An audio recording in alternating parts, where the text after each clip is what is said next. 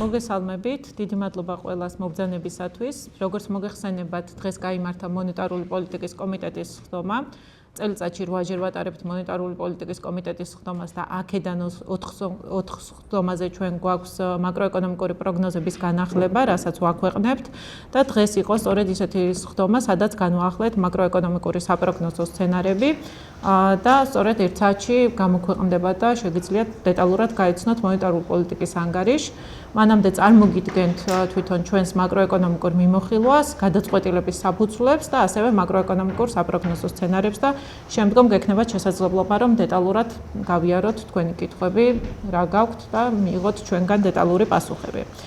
ზოგადად რომ დავიწყოთ, მოგეხსენებათ, რომ ჩვენი მთავარი მანდატი არის ფასების სტაბილურობა, შესაბამისად ჩვენი სამიზნე მაჩვენებელი არის 3%-იანი სამიზნე მაჩვენებელი და ყოველთვის ეროვნული ბანკი ამოდის ფასების სტაბილურობის მანდატიდან.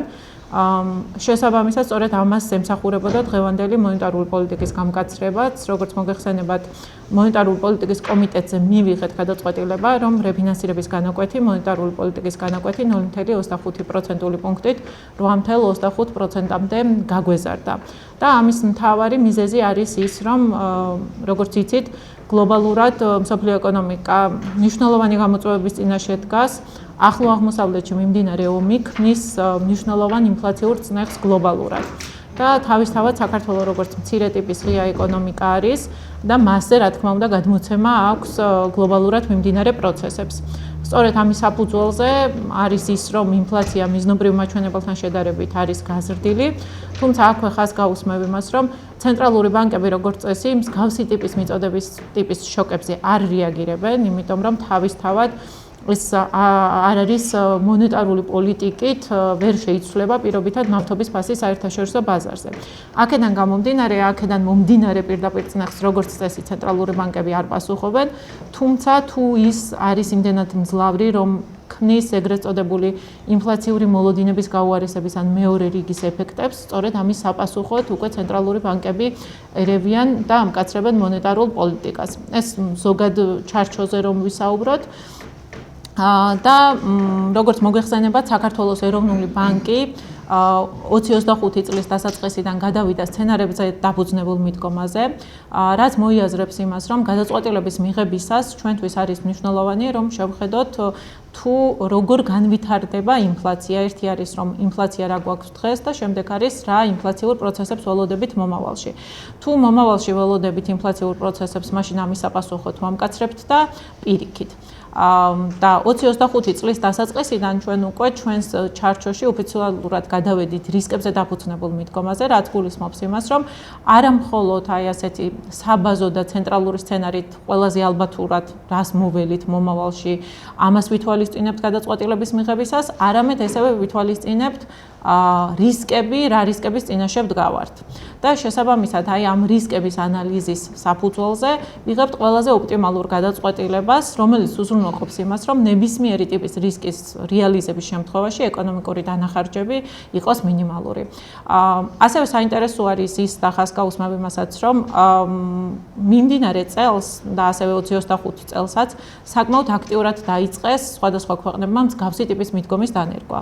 და თუ მანამდე იყო კამათი, ვთქვათ, ეკონომისტებში საერთაშორისო კონფერენციებზე, რომ რამდენად მისაღები არის მსგავსი სცენარებზე დაფუძნებული მიდგომა, დღეს თითქმის უკვე ეს კონსენსუსი არის, რომ რისკების მენეჯმენტიდან გამომდინარე და გაურკვევლობიდან გამომდინარე, რაც მსოფლიო ეკონომიკაში ხდება, მნიშვნელოვანია, რომ ცენტრალურმა ბანკმა არა მხოლოდ ერთი სცენარი, არამედ რამოდენიმე შესაძლო სცენარის ანალიზი გააკეთოს.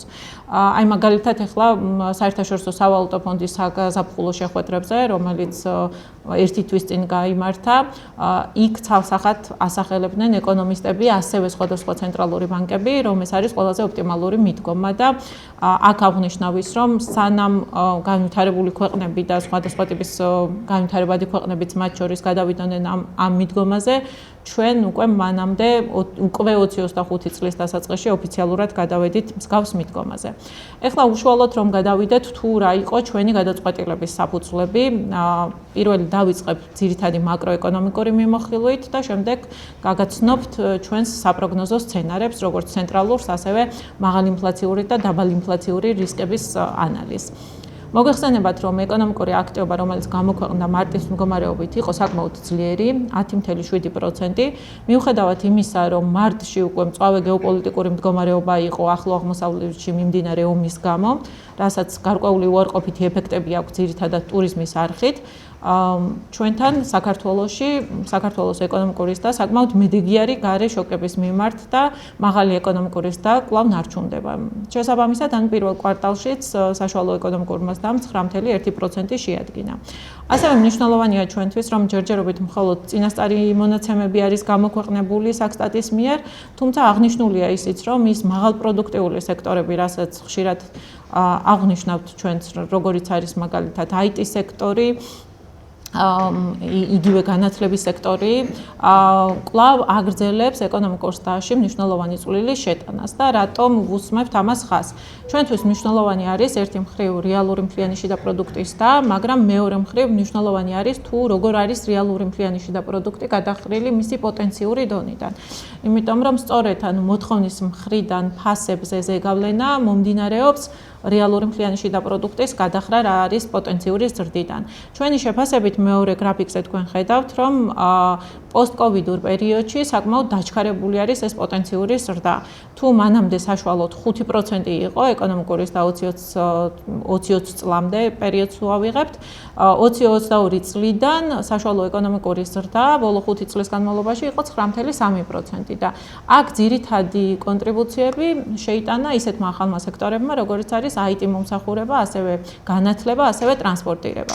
და ეს ორმხრივად არის მნიშვნელოვანი. ერთი არის ის, რომ ასეთი ტიპის სექტორები არიან ნაკლებად იმპორტ დამოკიდებულები და ასევე ხელს უწყობენ მომსახურების ექსპორტის დასაც.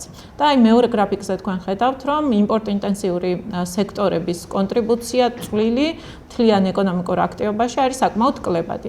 ანუ ეს ერთი მხრივ არის ის, რომ უფრო მაღალპროდუქტიული სექტორები გახდნენ მთავარი ეკონომიკური მამოძრავებელი ძალა, თუმცა მეორე მხრივ ასევე საგარეო პოზიციასაც ამყარებენ საქართველოს საგარეო პოზიციასაც. იმიტომ რომ აი მაგალითად თუ განვიხილავთ ჩვენ მიმდინარე ანგარიშის ბალანს, მიმდინარე ანგარიშის ბალანსი 2025 წელს იყო ისტორიულად დაბალ ნიშნულზე 2.6% შეადგინა. მაშინ, როდესაც ისტორიულად თუ 20 წლამდე პერიოდსაც განვიხილავთ, ძირითადად საქართველოსთვის დამახასიათებელი იყო ორნიშნა მიმდინარე ანგარიშის დეფიციტი. ეს არის ჩვენთვის მნიშვნელოვანი გაუმჯობესება საგარეო პოზიციის და საკმაოდ ესეთი სტაბილურად გაუმჯობესებულ დონეზე არის პოსტკოვიდურ პერიოდში. რაც უკავშირდება ისევ და ისევ ამ ეკონომიკური საქმიანობის სტრუქტურულ ცვლილებებს. ანუ ეკონომიკური საქმიანობა და ეკონომიკური ზრდა, საიდანაც მომდინარეობს, ის არის ნაკლებად იმპორტ-ინტენსიური და ამის პარალელურად ასევე გაიზარდა მომსახურეობის ექსპორტი.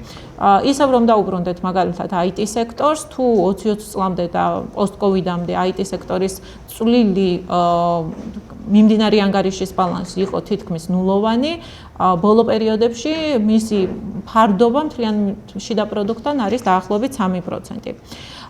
რაც შეეხება შიდა მოთხოვნას, შიდა მოთხოვნის მხრივ ჩვენ ვხედავთ, რომ დაკრედიტება არის გააქტიურებული 25 წლის პერიოდის განმავლობაში მას ჰქონდა კლებადი ტენდენცია, თუმცა აი უკვე 25 წლის ბოლოდან და 26 წლის დასაწყისში ვხედავთ საკრედიტო აქტივობის ზრდას.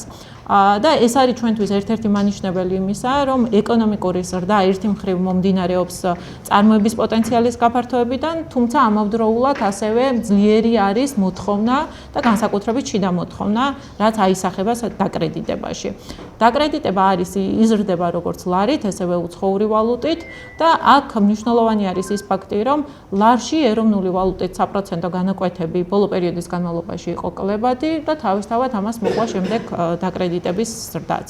და ესეც ერთ-ერთი მთავარი წვლილი შეაქვს ეკონომიკურ სტაჟში. ასევე მაღალ შიდა მოთხოვნაზე მიუთითებს თუნდაც ის ფაქტი, რომ შევხედოთ იმპორტს მანქანების გამორიცხვით, იმიტომ რომ ძირითადად იმპორტირებული მანქანები დიდი ნაწილი მიემართება რეექსპორტზე.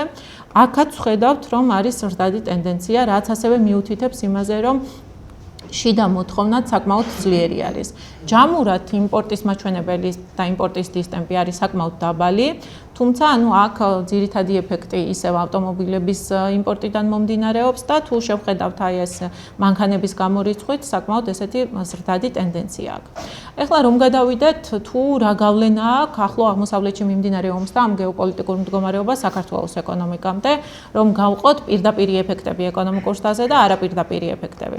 პირდაპირი ეფექტი, ყველაზე დიდ ეფექტს და ასევე უარყოფით ეფექტს ჩვენ საიდანაც ვხებულობთ, ეს არის მოგზაურობიდან მიღებული შემოსავლები.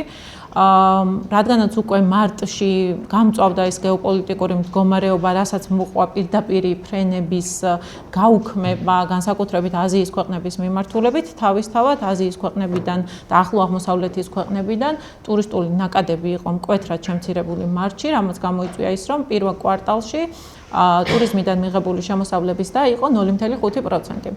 თუმცა მაინც ზრდა იყო, იქედან გამომდინარე, რომ იანვარში და თებერვალში თავისთავად მზარდი იყო მოგზაურობიდან მიღებული შემოსავლები. და ასევე აქ აღსანიშნავია ის, რომ ძირითადად ეს კლება მომდინარეობს ახლო აღმოსავლეთის ქვეყნებიდან და აზიის ქვეყნებიდან, თუმცა აი ევროკავშირიდან ტურისტული ნაკადები მზარდი არის და ერთ-ერთი მთავარი წვლილი ტურიზმიდან მიღებულ შემოსავლებში სწორედ ევროკავშირმა შეიტანა. მეორე არხი პოტენციურად საიდანაც შეიძლება გადმოგვეცეს მიმდინარე გეოპოლიტიკური მდგომარეობა, ეს არის სწრაფი ფულადი გზავნილები, თუმცა აი ამ მიმართულებით ჩვენი მოლოდინი არ არის, რომ სწრაფულად გზავნილებზე მნიშვნელოვანი ზეგავლენა ექნება. პირიქით ჩვენ თუ დავაკვირდებით პირობითად ეს მწვავე გეოპოლიტიკურ პერიოდებს, როგორც იყო თუნდაც შარშან, ის ორკვირიანი ომი და ასე შემდეგ, პირიქით ხდება, რომ აი ეს მწვავე გეოპოლიტიკური პერიოდის განმავლობაში იზრდება სწრაფი ფულადი გზავნილები, აი მაგალითად ისრაელიდან საკმაოდ ესეთ მზარდი არის, იმიტომ რომ ხდება გარკვეულწილად მწვავე გეოპოლიტიკური ყოფი ქვეყნებიდან კაპიტალის გადატანა სხვა უსაფრთხო ქვეყნებში. აქედან გამომდინარე ჩვენი მოლოდინით ყველაზე ესეთი დიდი ეფექტი, რაც შეიძლება ჩვენ მივიღოთ ახლო აღმოსავლეთიდან პირდაპირი ეფექტი, ეს არის ტურიზმზე ზეგავლენა, სწრაფულად გზავნილებზე ზეგავლენის მხრივ ნეიტრალური გავლენა იქნება. თუმცა ასევე მნიშვნელოვანია საქონლის ექსპორტი და იმპორტიც რომ გავაანალიზოთ.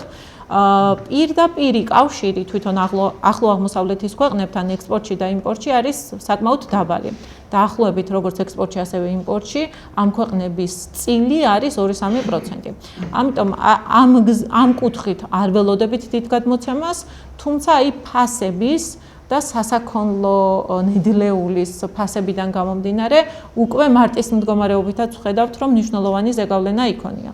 მაგალითად, ერთი მხრივ არის ის, რომ ნავთობის ფასებზე ყველაზე დიდი ზეგავლენა მოახდინა ომმა და ნავთობის გაზრდილი ფასები თავისთავად აისახება იმაში, რომ იმპორტზე გაწეული დანახარჯები გაიზრდება. თანაც აღსანიშნავია ის, რომ ნავთობის მიმართ ელასტიურობა, ფასის მიმართ ელასტიურობა დაბალი არის ზოგადად და ანუ შესაბამისად ამ არხით ჩვენ ველოდებით, რომ იმპორტისზე გაწეული დანახარჯები გაიზრდება. მაგრამ ამავდროულად პოზიტიური ზეგავლენა მოახდინა მაგალითად ადგილობრივი ექსპორტის ზრდაზე.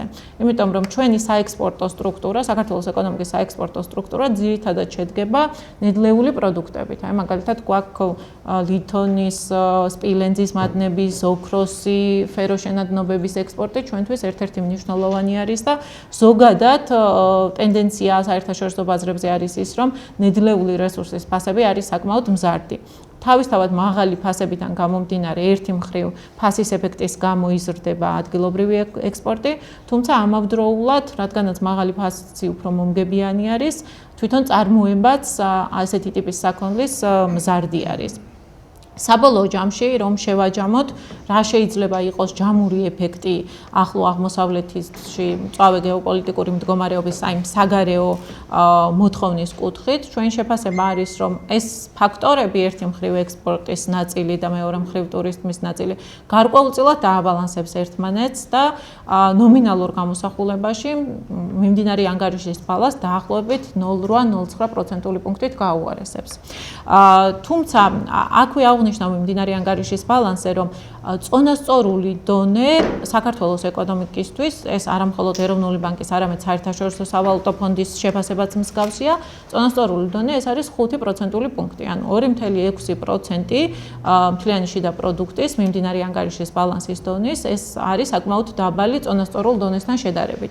ამიტომ ამ ომის გარეშეც თავისთავად ჩვენი მოლოდინი იყო, რომ ეტაპობრივად წონასწორობისკენ წავიდოდა ტენდენციები საგარეო მოთხოვნის კუთხითაც და ამას ეხლა დაემატა გარკვეულწილად უარყოფითი ეფექტი საგარეო მოთხოვნიდან მომდინარე და ჩვენი მოლოდინი არის საბოლოო ჯამში რომ შევაფასო, რომ 20-26 წელს მიმდინარე ანგარიშის დეფიციტი იქნება დაახლოებით 5%-ის ქვემოთ შენარჩუნდება.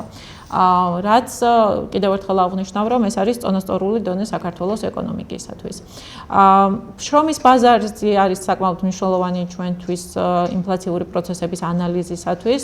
2024 და 2025 წლის განმავლობაში ჩვენ მქონდა ეს ტენდენცია, რომ ეკონომიკის სტრუქტურული ცვლილებებიდან გამომდინარე პროდუქტიულობის და იყო საკმაოდ მაღალი. შესაბამისად, რადგანაც პროდუქტიულობის და იყო საკმაოდ მაღალი, შრომის ბაზრიდან წარმოების ხარჯების ერთ-ერთეულ პროდუქტზე შრომის წარმოების ხარჯების წნიხი ინფლაციას არ აწვევდა.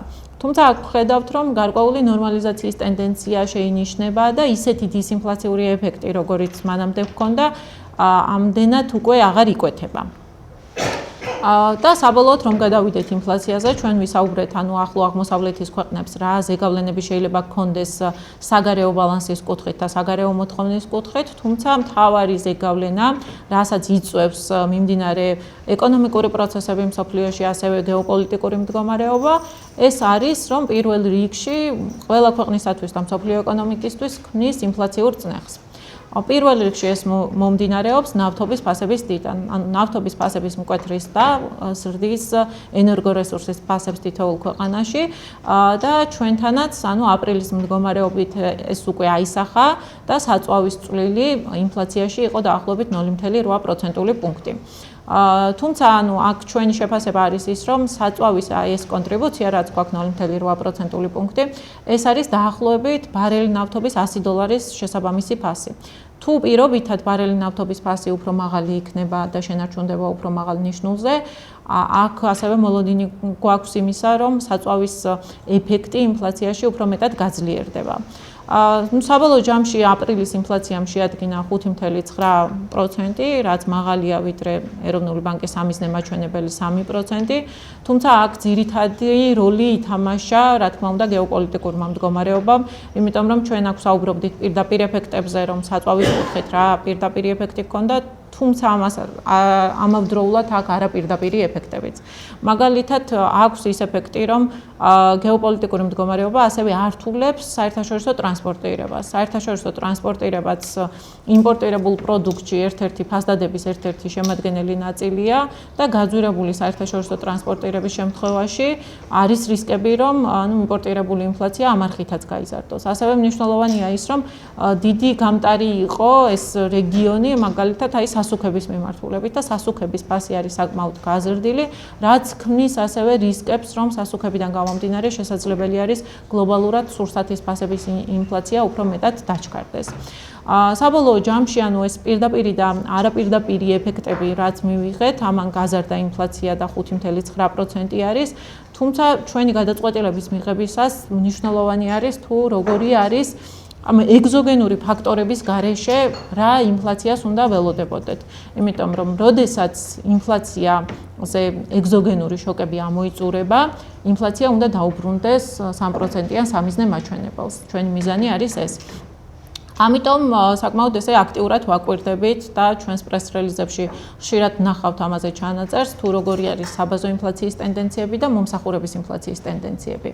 იმიტომ რომ ეს არის ინფლაციის ისეთი საზომები, სადაც პირდაპირი ეფექტები ეგზოგენური ტიპის და საგარეო ტიპის შოკებიდან ნაკლებად არის კონცენტრირებული, იმიტომ რომ საბაზო ინფლაციაში გამორიცხულია როგორც სურსათის ფასები, ასევე თამბაქოსა და ენერგომატარებლების ფასები, შესაბამისად აქ პირდაპირი გავლენები ნაკლები პროცენტები არის და მომსახურების ინფლაციაც შედარებით ხისტი არის მომსახურების ინფლაციაში ფასების ცვლილება და ძირითადად აქ გაზრდილი ინფლაცია უფრო მეტად მიანიშნებს ინფლაციური მოლოდინების ზრდაზე.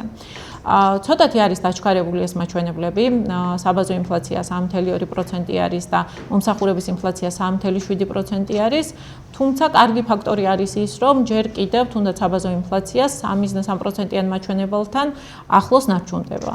და ეხლა რომ გადავიდეთ თვითონ ფინანსური ბაზრების მოლოდინების კვლევაზე, თუმცა აქ ყურადღებას გავამახვილებ იმაზე, რომ ჩვენ როდესაც ვაწარმოებთ გამოკითხვას ფინანსური ბაზრების მოლოდინებისას, შემდგომ მოხდა ამ პროგნოზების განახლება, იმიტომ რომ მოხდა ახალი ფაქტორები, გამოვიდა ეკონომიკური ზრდის მარტის მაჩვენებელი, რომელიც საკმაოდ მაღალი იყო 10.7, ასევე გამოვიდა მონაცემი აპრილის ინფლაცია და გარკვეულმა ორგანიზაციებმა კიდევ განაახლეს ამ მოწოდებული პროგნოზების შემდეგ თავიანთი პროგნოზები. რა თქმა უნდა, მიმართულება ყველასი ერთი არის. 2026 წლისათვის ფინანსური ბაზრის მოლოდინები არის ის, რომ უფრო მაღალი იქნება ეკონომიკური ზრდა, ვიდრე ამას წინა პერიოდებში მოველოდით და რა თქმა უნდა, გაზრდილი არის ფინანსური ბაზრების ინფლაციის პროგნოზი 2026 წელს. თავისთავად ამ შოკის ეფექტიდან გამომდინარე. ეხლა რაც შეეხება ჩვენ საპროგნოზო სცენარს, როგორც ცენტრალურ სცენარს, ასევე რისკების ანალიზს, ჩვენი ძირითადი ცენტრალური სცენარი ეყრდნობა ესეთ დაშვებას, რომ მწვავე გეოპოლიტიკური მდგომარეობა რაც დღეს არის, კონცენტრირებული იქნება მეორე კვარტალში და შემდგომ დასრულდება. თუმცა აქ მნიშვნელოვანი არის ის, რომ იმდენად გაგრძელდა თვითონ ეს გეოპოლიტიკური მწვავე მდგომარეობაც, რომ თუნდაც მეორე კვარტალში სრულად დასრულდეს და მოგვარდეს გეოპოლიტიკური პრობლემები, მისგან გამოწვეულ ეკონომიკური ეფექტების დასჭირდება გარკვეული დრო, რომ სრულად ამოიწუროს.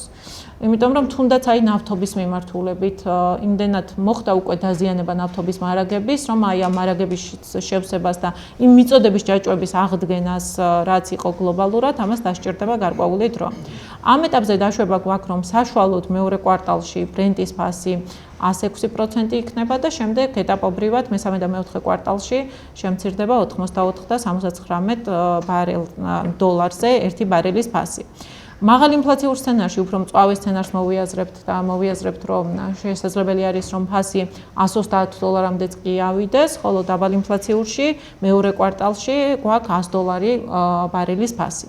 ეს არის ერთ-ერთი ყველაზე ესეთი ძირითადი დაშვება ჩვენი საპროგნოზო სცენარების, იმიტომ რომ ყველაზე მსხვილი ეფექტი ინფლაციაზე თავისთავად ნავთობის ფასებიდან მომდინარეობს ამ ეტაპზე.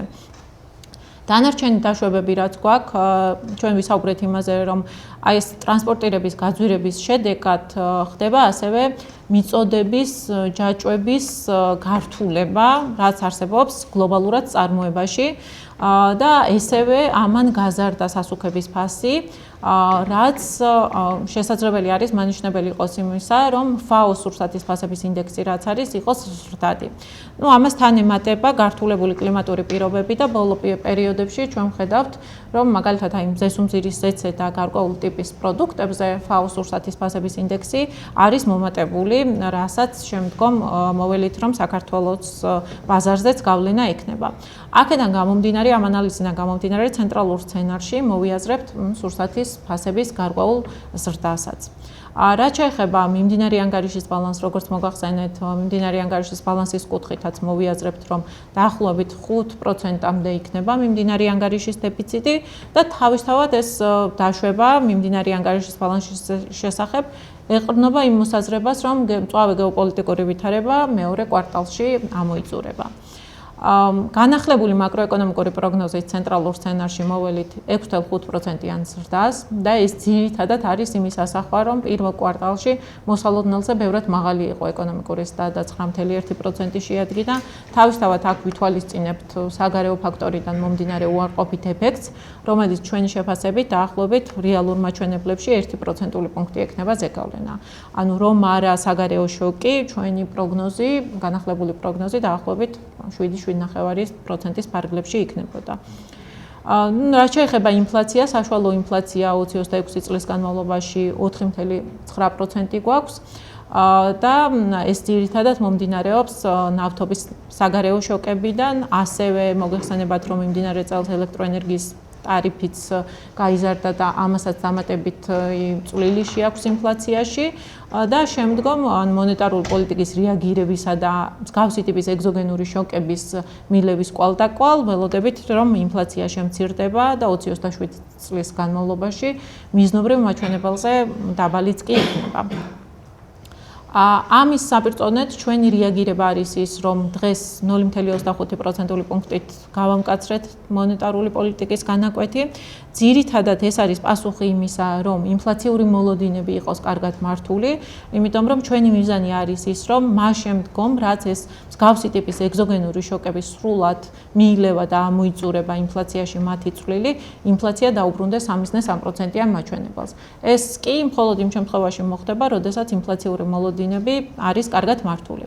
და სწორედ ამ პროცესებიდან გამომდინარე და იქიდან გამომდინარე, რომ მეორე რაუნდის რისკები არ განხორციელდეს, ეროვნულმა ბანკმა მიიჩნია ოპტიმალურად მონეტარული პოლიტიკის განაკვეთის 0.25%-ით და შემდგომ ეტაპზეც დავაკვირდებით მოვლენებს, თუ როგორ განვითარდება ერთი მხრივ ეგზოგენური ფაქტორების გავლენა, როგორი იქნება შიდა ფაქტორების გავლენა და ამის მიხედვით მივმოქმედებთ. ნებისმიერ შემთხვევაში ეროვნული ბანკი იქნება პროაქტიული მის მხრივ, რომ ინფლაციური მოლოდინები იყოს კარგად მართული და ინფლაცია დაუბრუნდეს 3.3%-იან მაჩვენებელს. რაც შეეხება რისკებს, რა თქმა უნდა, ესეთი მწვავე გეოპოლიტიკური სიტუაციის პირობებში მაკროეკონომიკური რისკები არის საკმაოდ მაღალი და თუ ჩვენ ვსაუბრობთ მაღალ ინფლაციურ და დაბალ ინფლაციურ რისკებზე, აქ ალბათ ცალსახად შეგვიძლია ჩვენ გამოვყოთ, რომ მაღალ ინფლაციური რისკები არის უფრო მეტად გამოკვეთილი. იმიტომ რომ ვთქვათ, ბრენტის მიმართულებითაც თუ საერთაშორისო ორგანიზაციების თავდაპირველი პროგნოზები იყო ის, რომ რაღაც მაქსიმუმი იქნებოდა $100 ბარელი, საკმაოდ დიდი ხნის განმავლობაში ასე მაღალიც იყო. და ეს კონფლიქტიც იმაზე უფრო დიდხანს გაგრძელდა, ვიდრე თავდაპირველად ამის მოლოდინები იყო.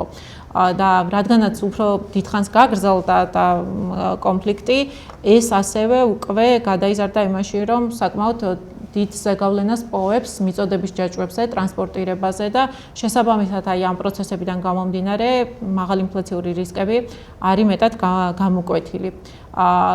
ამ შემთხვევაში თუ ეს რისკები რეალიზდება და კონფლიქტი კიდევ უფრო მეტად გაგრძელდება, ამას ჩვენზე რა თქმა უნდა ინფლაციური ზეწოლა გადმოცემა ექნება და აქ არის უკვე შესაძლებელი ის, რომ თუ მაღალი ინფლაციური გარემო თუნდაც ეგზოგენური ფაქტორების გამო გახანგრძლივდა, ეს შესაძლებელი არის შემდგომ გქონდეს უფრო ყოვლისმომცველობითი ხასიათი და გადავიდეს ეგრეთ წოდებული მეორე რაუნდის ეფექტებში. სწორედ ამ რისკების ანალიზიდან გამომდინარე და ცენტრალური სცენარის შეჯერებიდან გამომდინარე მივიჩნიეთ ოპტიმალურად, რომ მაქსიმალურად რომ გქონდეს მონეტარული პოლიტიკას პრევენციული ხასიათი და არ მოხდეს მეორე რაუნდის ეფექტების გავრცობა, გაგრძელება და ინფლაციურ მოლოდინებში გაზრდა, გამკაცრებული მონეტარული პოლიტიკით ვუზრუნველყოფთ ამას, რომ ეს რისკები არ რეალიზდეს. თუმცა რა თქმა უნდა, გაურკვევლობა საკმაოდ მაღალია და არსებობს დაბალი ინფლაციური სცენარის რეალიზების შესაძლებლობაც. ეს იქნება იმ შემთხვევაში, თუ დეესკალაცია ამ გლობალურად მწვავე გეოპოლიტიკური მდგომარეობის სწრაფად განხორციელდება და ბაზარზე ფასების სწრაფად შემოდრიალდება. ამის შესაძლებლობას თავისთავად არსებობს. იქიდან გამომდინარე, რომ თუნდაც როდესაც იყო გარკვეული დადებითი სიგნალები მოლაპარაკებასთან დაკავშირებით, ხედავდით, რომ ბრენტის ბაზარზე ფასი მყისიერად დაახლოებით თითქმის $80-85-მდეც შემცირდა. ამიტომ კონფლიქტის სწრაფად მოგვარება და დეესკალაცია შესაძლებელია იყოს ცენტრალურ სცენართან შედარებით უფრო დაბალი ინფლაციური სცენარის რეალიზების შესაძლებლობაც. საბოლოო ჯამში რომ შევაფასოთ, ესეთი არის ჩვენი სცენარები, ხედავთ რომ დაბალი ინფლაციური სცენარის შემთხვევაშიც 20-26 წლის პირველი 3 კვარტლის განმავლობაში ინფლაცია უფრო მაღალია ვიდრე 3%. მაღალი ინფლაციური სცენარი კიდევ უფრო ცენტრალურ სცენართან შედარებით უფრო მაღალ ინფლაციის ტრაექტორიას მოიაზრებს და ხედავთ, რომ ამ შემთხვევაში ინფლაციის თარგეტთან დაბრუნდება 20-27 წელს განხორციელდება და აქ კიდევ ერთხელ დაუბრუნდები რისკების მენეჯმენტს და სცენარებზე დაფუძნებულ მიდგომას. ჩვენთვის მნიშვნელოვანი არის არა მხოლოდ ცენტრალური სცენარი და როგორც აქამდე ტრადიციულად ცენტრალური ბანკები უდგებოდნენ, რომ რა იქნება ყველაზე მაღალი ალბათური ინფლაცია მომავალში, არამედ ეს პირველი ინფლაციის გრაფიკი, რაც არის შეჯერება, რომელი არის ამ სამი შესაძლო სცენარიდან გამომდინარე, რომელი არის ყველაზე უსაფრთხო გზა ეკონომიკური კეთილდღეობის მიმართულებით და რომელი რეაგირება უზრუნველყოფს ამ ეკონომიკური კეთილდღეობის მაქსიმიზაციას. როგორც ხედავთ, იქიდან გამომდინარე, რომ ინფლაცია თუნდაც ეგზოგენური ფაქტორების გამო აღემატება სამიზნე მაჩვენებელს და ასევე მაღალი ინფლაციური რისკები არის უფრო მეტად გამოკვეთილი, შესაბამისად, სწორედ ამის საფუძველზე მივიჩნიეთ, რომ გაგვემკაცრებია მონეტარული პოლიტიკა.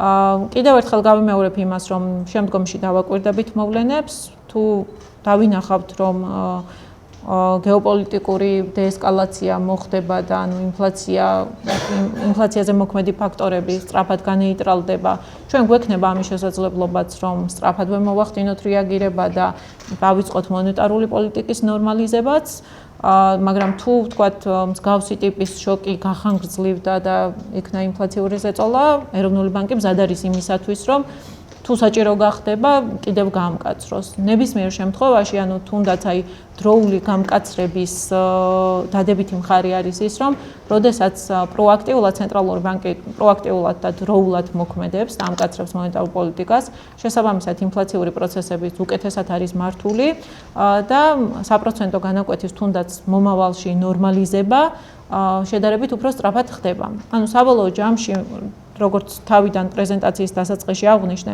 მთავარი ამოსავალი წერტილი არის ფასების სტაბილურობა. ზოგადად არა მხოლოდ ჩვენთვის, არამედ ეკონომიკური კეთილდღეობისთვისაც. ფასების სტაბილურობა არის საფუძველი მაღალი და მდგრადი ეკონომიკური ზრდის.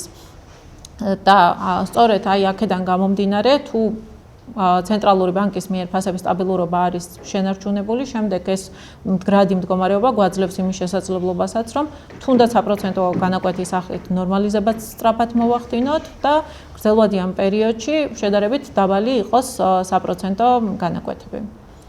მონეტარული პოლიტიკის კომიტეტის შემდგომი სხდომა გაიმართება 17 ივნისს და ახლა კითხვები თუ გაქვთ. გამარჯობა, აკაკი ლიქოკელი, საქართველოს ბანკი. მადლობა საინტერესო პრეზენტაციისთვის.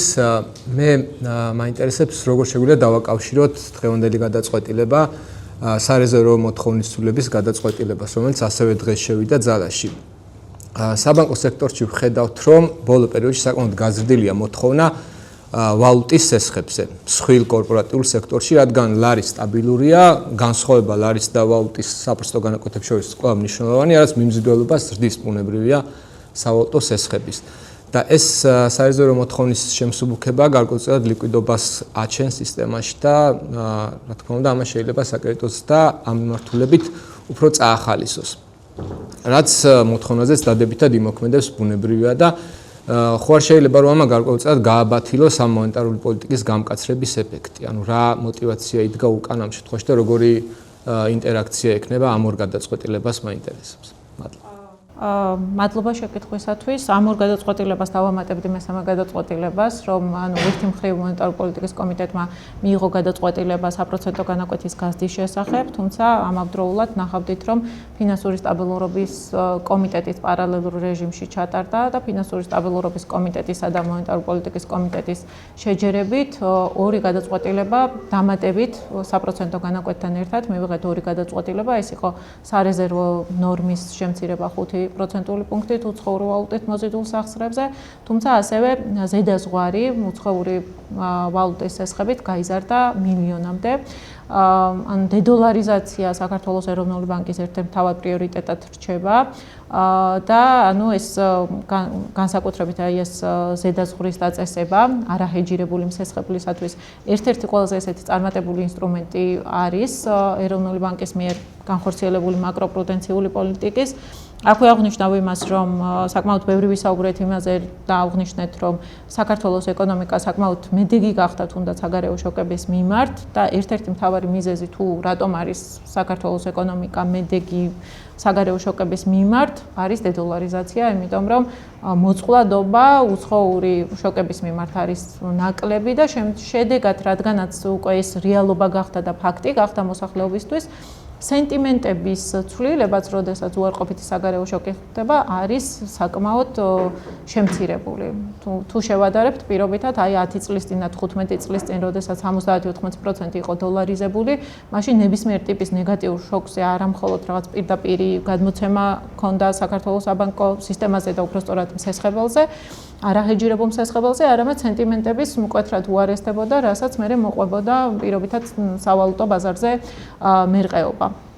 დედოლარიზაცია რჩება ერთ-ერთ მთავარ პრიორიტეტად და აი ამ მიმართულებითაც, ამიტომ გადავდგით ეს ნაბიჯი, რომ მილიონამდე გაგვეზარდა, რაც კიდევ უფრო მეტად შეამცირებს ყველაზე ისეთი მოწყვლადი სექტორის დოლარიზაციას.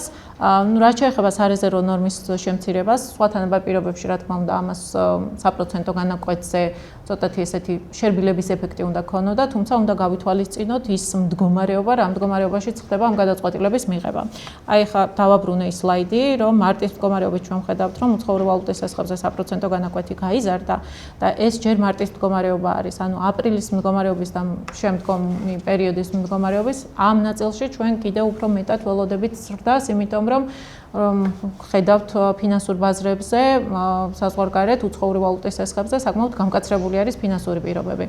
მათ შორის საერთაშორისო სავალუტო ფონდმაც, როდესაც გამოაქვეყნა ფინანსური სტაბილურობის რეპორტი, იქაც საკმაოდ ესეთი კარგი ახალი მაჩვენებელი ჰქონდათ გაანალიზებული ფინანსური მდგომარეობის ინდექსის და ყველა წამყვანი ტიპის ეკონომიკაში დიდი ეკონომიკის ფინანსური პირობები არის საკმაოდ გამკაცრებული და თავისთავად, ანუ ამ არხით მიმდინარე მდგომარეობიდან გამომდინარე რაც ხდება მსოფლიოში, ამ არხით ერთი მხრივ საპროცენტო განაკვეთები უნდა გაიზარდოს, თუმცა რაღაცა ზღვრული ეფექტი სარეზერვო ნორმების შემცირებასაც შესაძლებელია ჰქონდეს.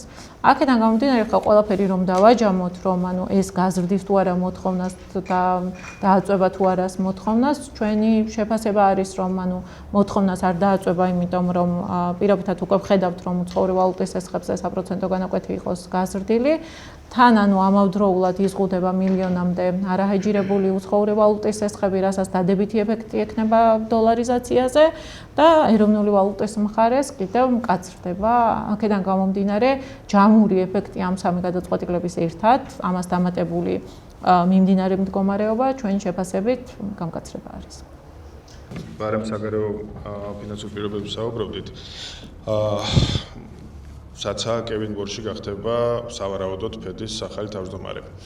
და რამდენადაც თვითონაც ამბობს, მოკლედ მაგას აქვს ორი მიდგომა პარალელურად, ერთი არის რომ პროცენტების შემცირება უნდა, მაგრამ მეორე უნდა ფედის საბალანსო შიტის შემცირება. რაც ნიშნავს იმას, რომ ეს quantitative easing-ი, რომელიც იყო წლების მანძილზე იმის შედეგების შებრუნებას, რაც სავარაუდოდ ზეწოლას მოახდენს დოლარის ლიკვიდობაზე მსოფლიოში, მათ შორის გავლენას მოახდენს ალბათ ჩვენზეც. ამ კუთხით რა შეიძლება ველოდოთ ველი თუ არა პრობლემას, ლიკვიდობის შემცირება თუ იქნება გლობალური მასშტაბით, სიტყვაზე კაპიტალის გადინებას ან რაღაც მსგავს. და პროცენტები რო გაიზრდება, ეს თალსაღად კიდე არის. სხვა თანაბარ პირობებში, ანუ როდესაც ხდება, ვთქვათ, ფინანსური პირობების და პროცენტების გაზრდა განვითარებულ ეკონომიკებში, ჩვენ გვაქვს თან მით უმეტეს ამის გამოცდილება, თუნდაც რომ ავიღოთ 2014-2015 წლის პერიოდი, ასევე თუნდაც კოვიდის პერიოდი, განვითარებადი ქვეყნებიდან ხდება გადადინება განვითარებულ ქვეყნებში, იმიტომ რომ იქ რისკიანობა ნაკლებია და პროცენტები თუ მაღალია, თავისთავად იქ ხდება გადადინება. თუმცა აი ამ ეტაპზე ჩვენ რომ გავაკეთოთ ახლა მიმდინარე მდგომარეობის ანალიზი, იმიტომ რომ საკმაოდ უხვი საგარეო შოკები ჰქონდა კოვიდის პერიოდის შემდგომ. ანუ ჩვენს შემთხვევაშიც ვხედავთ იმას, რომ აი თუნდაც აი ეს მიმდინარე საგარეო შოკი რომ ავიღოთ, კაპიტალის გადადინების საფუძველს ვერ ვხედავთ. ანუ პირიქით ვხედავთ, რომ კაპიტალის შემოდინება უფრო მეტად არის და ამის ერთ-ერთი მთავარი მანიშნებელი, სამწუხაროდ ახლა სლაიდებზე არ გქონდა, არის, რასაც ვაკვირდებით, სპრედი JP Morgan-ის ქვეყნის რისკიანობის შეფასება. არის საკმაოდ შემცირებული და სტაბილურად ნარჩუნდება დაბალ დონეზე. სპრედზე. აი პირობითად თუ ისტორიულად ჩვენ მქონდა დაახლოებით 3% პუნქტის სპრედი, პირიქით უფრო დაბალი არის და ასევე ვხედავთ მოთხოვნას ფასიან ქაღალდებზე, სამთავრობო ფასიან ქაღალდებზე უცხოური ინვესტორების. ანუ ინვესტორებს აქვთ დაინტერესება, თუმცა აი დაინტერესებასთან ერთად არის ის, რომ საკმაოდ დაბალ პროცენტადაც თანახმანი არიან, რომ საქართველოს ბაზარზე, ფინანსურ ბაზარზე შემოვიდნენ. და ანუ შესაბამისად კი რა თქმა უნდა გეთანხმები, რომ როდესაც ვთქვათ ხდება შეტრიალება საპროცენტო განაკვეთების ამას როგორც წესი უნდა მოყვეს გადადინება, კაპიტალის გადადინება, თუმცა ეს არა მხოლოდ საქართველოზე, ანუ გლობალურად ამის დიდი ტენდენცია ჯერ არ იკვეთება, იმიტომ რომ საბოლოო ჯამში ყველაფერი მაკროსტაბილურობაზე დადის და ის დაპირებული საპროცენტო განაკვეთის შემცირება, რაც ეხლა არის, ცოტათი შესაძლებელი არის, ეს პირადად ჩემი შეფასებაა, რომ ანუ არ არის სტაბილურად მიჩნეული ფინანსურ ბაზარზე, იმიტომ რომ ანუ ერთი არის რომ საპროცენტო განაკვეთი შეამციროს ცენტრალურმა ბანკმა, მაგრამ მეორე არის მთავარი რომ რა იქნება საბოლოო მაკროეკონომიკური შედეგი და ну ამ ეტაპზე უფრო ძირითადად მოლოდინი არის ის რომ უფრო მკვეთრ შემცირებას მოელოდნენ, ანუ ფედი ალბათ შესაძლებელი არის რომ ნეიტრალურზე დაბალზეც შეემცირებინა, თუმცა მოსაზრება, თუნდაც ფედის მიერ მოსაზრება უფრო მეტად გადაინაცვლა იმაზე, რომ შესაძლებელი არის რომ ნეიტრალურზე შეინარჩუნოს და არა უფრო მეტად შეამციროს, მაგრამ აი თუ აი ეს შემცირება მოხდა ინფლაციური პროცესების სანაცვლოდ, ან თვითონ ფინანსური ბაზრის მოლოდინებიც არის რომ ეს არასტაბილური იქნება და მერე მაინც საბოლოოდ გაზრდა მოუწევს ფედს, იმიტომ რომ რეალური განაკვეთი იქნება მთავარი და ამ შემთხვევაში ინფლაციაც გაიზრდება და ამიტომ კაპიტალის დადინების კუთხით ჯერჯერობით ტენდენციები არ არის ესე ცალსახად გამოკვეთილი განვითარებადი ქვეყნებიდან განვითარებულ ქვეყნებში. პირიქით, ანუ რადგანაც ესეთი მწვავე სიტუაცია არის გეოპოლიტიკურად, არის უფრო დივერსიფიცირების ტენდენცია და თუ ადრე შოკების დროს ცალსახად ხდებოდა, რომ რამოდენიმე ძირითად ეკონომიკაში გადადიოდა მთელი მსოფლიოს კაპიტალი, ეხლა უფრო მეტად არიან დაინტერესებული იმით, რომ დივერსიფიცირება გააკეთონ, რაღაც ნაწილი თუნდაც განვითარებულ ქვეყნებში ჰქონდეთ, რაღაც ნაწილი განვითარებაში, რაღაც ნაწილი ოქროში და ასე შემდეგ.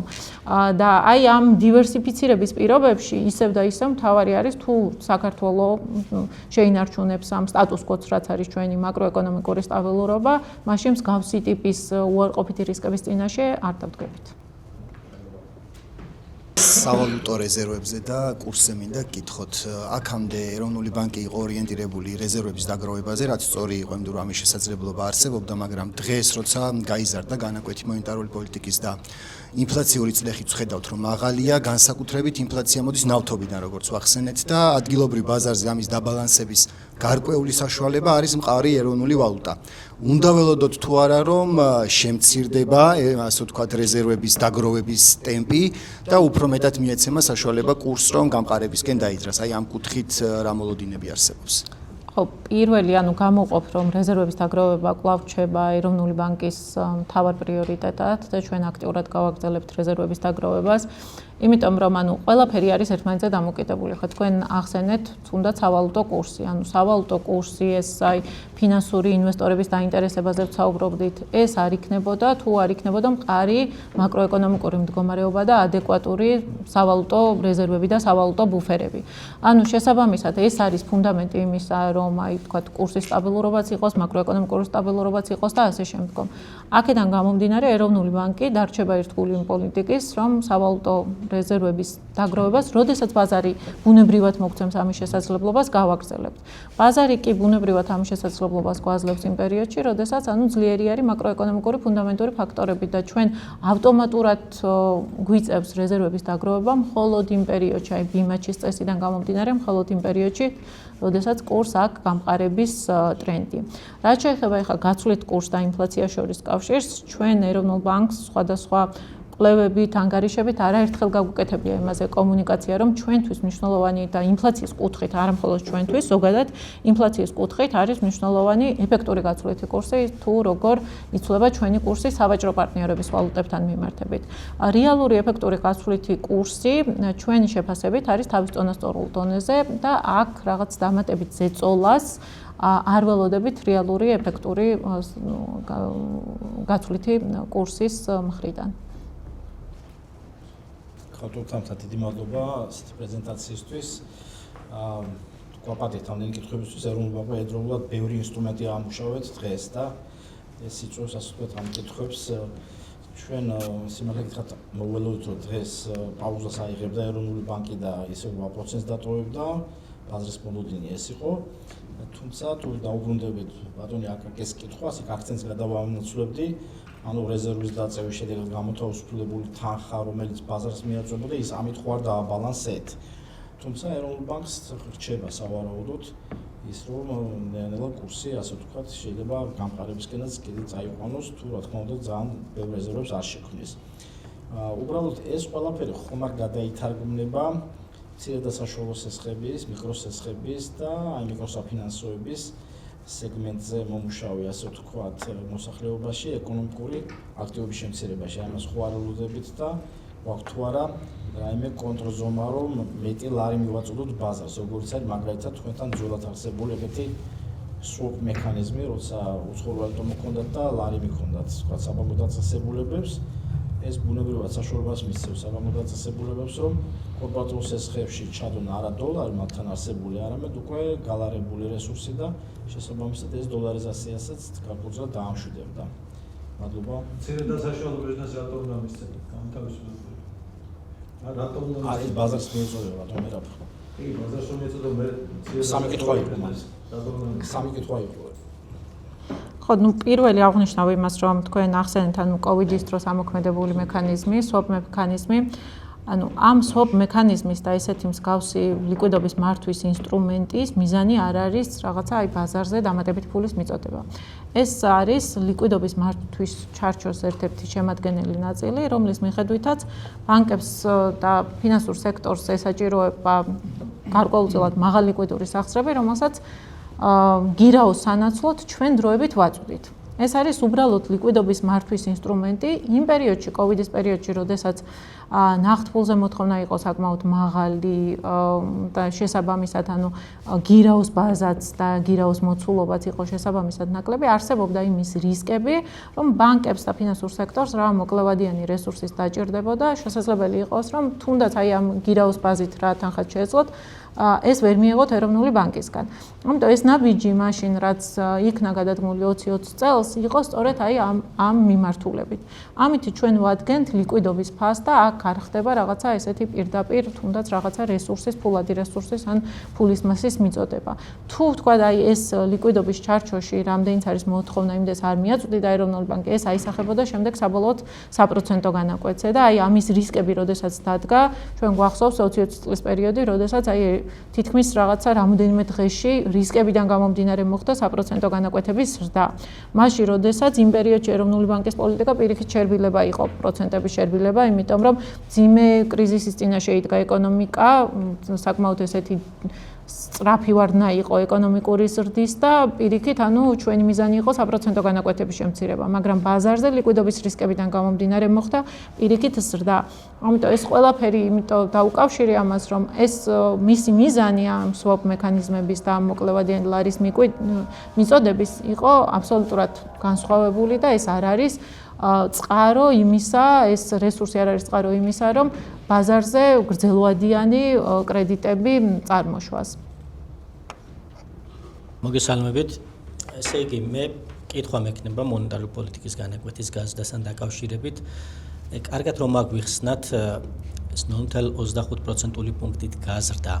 საიდან მომდინარეობდა? ამას ხედავთ მხოლოდ მიწოდების ფაქტორებიდან შოკი რომ მომდინარეობს ეს ამან დაიწყო გადაზრდა უკვე ინფლაციურ მოლოდინებში თუ მოთხოვნის ფაქტორებიდანაც ხედავთ ზეწოლას ფასების დონეზე, იმიტომ რომ თუ მოთხოვნის ფაქტორებიდან არ ხედავთ, მაშინ მიწოდების მხრიდან ნაჩქარევად ხომ არ იყო ეს გადაწყვეტილება მიღებული, იმიტომ რომ გვახსოვს წარსული პერიოდი, როდესაც ეროვნულმა ბანკმა მონეტარული პოლიტიკის გამკაცრების ციკლი დაიწყო, მაშინ რა იყო ის პარამეტრები, საბაზო ინფლაცია, გინდ მაგალითად სერვისის მომსახურების ინფლაცია, ხო? საბაზო ინფლაცია მაგალითად ორჯერ მეტი იყო 2021 წელს მარტში, როცა დაიწყეთ გამკაცრება, ვიდრე ეხლა არის ეს 3.5 3.2% არის. ეხლა კიდევ მომსახურების ინფლაცია კი არის 3.7%, მაგრამ აქ ვამბობთ რომ ხისტი არის ის ნორმალურ პირობებში, მაგრამ მიწოდების შოკიდან ნავთობის ფასი როდესაც იზრდება, ტრანსპორტირების მომსახურება ზრდის და ეს დაუყოვნებლივ პოვებს ასახავს ხოლმე მომსახურების ინფლაციაში. ამიტომ აქედან გამომდინარე, თან თქვენს ცენტრალურ პროგნოზს რო ვუყურებთ, გაქვთ 4.9% საშუალო წლიური ინფლაცია, 4.9% აქ არა მარტო ნავთო პროდუქტების გაძვირებიდან მომდინარე გავლენა არის, არამედ ელექტროენერგიის ტარიფის ზრდაც არის, რომელიც პირდაპირ ეფექტი უკვე 0.5% პუნქტი არის და ეს ერთჯერადი არის, ერთჯერადი პლუს მიწოდების მხრიდან ასე ვთქვათ შოკი. ვფიქრობ, რომ ეს არის დროებითი, თან ეხლაც თუ ნიუსებს როდესაც უყურებთ ამერიკასა და ირანს შორის შეთანხმებები შესაძლოა მართლაც აი მეორე კვარტალში მაისის თვეშიც იყოს მიღწეული ნავთობის ფასების რყევა საკმაოდ დიდი არის 100-ზე ავა შემდეგ 100 ჩამოცდება ხოლმე დღეს ესეთი შემთხვევა იყო 100-აც ჩამოცდა. ანუ ამ სცენარით თუ წავედით ჩვენ ცენტრალური სცენარით, ამ ცენტრალურ სცენარში გამკაცრება თუ იყოს საჭირო ეს რომ კარგად აგვიხსნათ. დიდი მადლობა ესეთი შეკითხვისათვის. რაც შეეხება ჩვენ გამკაცრებას, ახლა კიდევ ერთხელ აღვნიშნავ, რომ 0.25% პუნქტით გამკაცრება, რა თქმა უნდა, ეს არ არის მიმართული იმისკენ, რომ ეს მიწოდების შოკი რაც წარმოიქმნა, რამაც გაზარდა ინფლაცია და არის 5.9 და თითქმის 3% პუნქტი არის მიზნობრივი მაჩვენებლიდან გადახრა, ამის საპირწონე და ამის სრულად გასანეიტრალებელი ბიჯი, რა თქმა უნდა, არ არის. ის მიწოდების შოკი, რაც მივიღეთ, რაც მოდის საწვავიდან და ასევე ახსენეთ ელექტროენერგიაც, ჯამურად ესეთი ტიპის ერთჯერადი ფაქტორების მონეტარულ პოლიტიკას, ვერც ერთი ცენტრალური ბანკი მონეტარული პოლიტიკით ამ ეფექტს ვერ გააქრობს. თუმცა ცენტრალური ბანკების მთავარი მიზანი არის, რომ მას შემდეგ, რაც ეს ეფექტები მიილევა ინფლაციიდან, ინფლაცია ნამდვილად დაუბრუნდეს 3%-იან დონეს და ეს მოხდება მხოლოდ იმ შემთხვევაში, თუ ინფლაციური მოლოდინები არის კარგად მართული. ჩვენთვის, ჩვენ პასუხობთ ეგრეთ წოდებულ მეორე რაუნდის ეფექტებს, პასუხობთ ინფლაციური მოლოდინების რისკებს. ამ მიმართულებით, ახლა რასაც ხედავთ, აღვნიშნეთ ის, რომ ინფლაციური მოლოდინები 3.2 არის საბაზო ინფლაცია და კვლავ 3%-თან ახლოს არის, თუმცა ასევე ვხედავთ ტენდენციას, რომ მცირედით არის დაჩქარებული ბოლო თვეების განმავლობაში. აქედან გამომდინარე, რომ მონეტარულ პოლიტიკას ჰქონდეს პრევენციული ხასიათი და ინფლაციური მოლოდინები იყოს მართული, მივიღეთ ეს გადაწყვეტილება, რომ ეს პროცესები უფრო საგარეო ფაქტორებიდან ადგილობრივ ინფლაციაზე გადმოცემის პროცესები არ იყოს ყოვლისმომცველი ხასიათის. და ბიჯიც, შესაბამისად, რადგანაც გაურკვევლობა არის საკმაოდ მაღალი და უნდა დავაკვირდეთ მოვლენებს, იყო საკმაოდ მოკრძალებული, დავაკვირდებით მოვლენებს და თუ დავინახავთ, რომ უფრო მეტად მიდის ეს ინფლაციური პროცესები, მზად ვართ უფრო მეტად გასამკაცრებლათაც, თუმცა თუ პირიქითაც შემოტრიალდება სიტუაცია, ჩვენ საკმაოდ პროაქტიულები ვიქნებით გადაწყვეტილების მიღებაში და მიღებული მდგომარეობით, იმ მდგომარეობით და იმ შესაძლო სცენარებიდან გამომდინარე, მივიღებთ შემდგომ გადაწყვეტილებასაც. კიდევ ერთხელ აღვნიშნავ, რომ ეს ბიჯი და ჩვენი ეს გადაწყვეტილება არის საპირწონე სწორედ აი ამ ინფლაციური მოლოდინების და ინფლაციური რისკების. ასევე გავამახვილებ იმასაც ყურადღებას, რომ ცენტრალურ სცენართან ერთად, როგორც აღვნიშნეთ, ჩვენ საკმაოდ დიდ ყურადღებას ვუთმობთ სხვადასხვა ტიპის სცენარების განვითარებას. როგორც აი ამ სლაიდზე ვხედავთ, სამივე სცენარის შემთხვევაში ჩვენ ვხედავთ იმას, რომ ინფლაცია მაინც მოკლევადიან პერიოდში მაღალი იქნება 3%-ზე. შესაბამისად, იმისათვის, რომ ავირიდოთ რაღაც ინფლაციური პროცესები, ჩავთვალეთ ოპტიმალურად, რომ გამკაცრებისკენ გადახრა და მონეტარული პოლიტიკის უფრო მკაცრ მდგომარეობაზე შენარჩუნება უფრო ოპტიმალური არის საბოლოო ჯამში. რაც შეეხება გამოქვეყნებულ პროგნოზს, ცენტრალურ სცენარით 4 და 9, თავისთავად ასევე მოიაზრებს მონეტარული პოლიტიკის ამ გამკაცრებასაც. თუ დაუშვებთ პირობითად, რომ ეროვნულმა ბანკმა არ რეაგიროს და 8%-ზე შეინარჩუნოს, შესაბამისად, ცენტრალური სცენარის ინფლაციის პროგნოზი შედარებით მაღალი იქნებოდა. ხისტი ფასების ინდიკატორების პროგნოზი თუ გაქვთ? თვითონ ესეთი მოკლევადიანი პროგნოზისგან გამომდინარე, ჩვენ ესე იგი პროგნოზირების ჩარჩოში გვაქვს ესეთი საშუალოვადიანი პროგნოზირების სტრუქტურული მოდელი, მაკრომოდელი.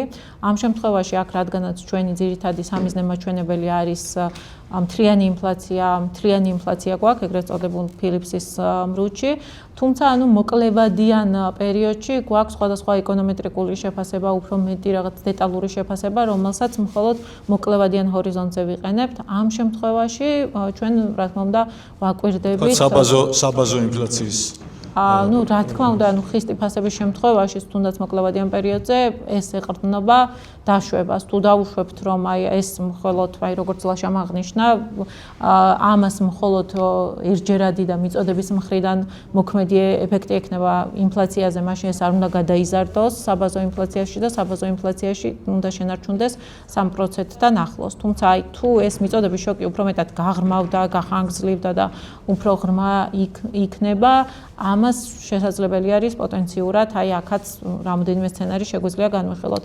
ამ შემთხვევაში უკვე მაღალ ინფლაციურ სცენარში თუნდაც ამ მაკრო სცენარში ჩვენ მოაზრებული გვაქვს, რომ ამ შემთხვევაში ხისტი ფასების ინფლაცია და საბაზო ინფლაციაც გაიზრდება, იმიტომ რომ ჩვენ დავდგებით მეორე რაუნდის ეფექტების წინაშეც, რადგანაც მიწოდების შოკი იქნება უფრო მეტად მძლავრი. და ცენტრალურ სცენარში ეროვნული ბანკი თავისი რეაგირებიდან გამომდინარე, აი ამ დაშვებებიდან გამომდინარე, რაზეც ჩვენ ვისაუბრეთ, ხისტი ფასების ინფლაცია და საბაზო ინფლაცია სამიზნე მაჩვენებელთან ახლოს იქნება შენარჩუნებული. და ხელფასი ფასების სპირალის რისკს ხედავთ? ხელფასი დღევანდელი გადასახედიდან. საწყისი პირობები აი ამ კრიზისს როგორც შევხვდით ჩვენ აი თუნდაც ხელფასი ფასების სპირალიდან გამომდინარე გქონდა ცოტათი კარგი მხრივ რომ როგორც აღნიშნე პროდუქტიულობის და საკმაოდ უფრო მაღალი იყო ვიდრე ხელფასების და რაც არ ქმნიდა ზეწოლას აქედან გამომდინარე საწყისი პირობები გვაქვს კარგი და თუ ანუ ეს მხოლოდ მიწოდების შოკი მხოლოდ დროებითი იქნება და ანუ მალევე ამოიწურება ამის ეფექტი, შესაბამისად ეს უკვე აღარ უნდა გადაიზარდოს ხელფასი ფასების სპირალში, მაგრამ თუ გახანგრძლივდა პირობითად აი 2 წლის განმავლობაში ეს მიწოდების შოკი და მაღალი ინფლაციის წინაშე დავდექით, რა თქმა უნდა წარმოიქმნება უკვე 2 წლის განმავლობაში? ანუ 1 წლის განმავლობაში, როგორც ხედავთ, ცენტრალურ სცენარში მიზნობრივზე მაღალი ინფლაცია გვაქვს, მაგრამ აი გაურკვევლობიდან გამომდინარე მაგის გამოცდილება გვაქვს რომ 20-20 წლის მერე ყოველწლიურად რაღაც ახალი შოკი ხდებოდა და ანუ შესაბამისად თუ კიდევ რაღაც ახალი შოკი მოხდა და შემდგომ ამ ეგზოგენური შოკის გამო ინფლაცია ხანგრძლივად დარჩა სამიზნეზე მაღალი, შემდგომ უკვე გაჩნდება ხელფასი ფასის სპირალის რისკებიც. ამ ეტაპზე ამ რისკებს არ ხედავთ. მადლობა ყველას.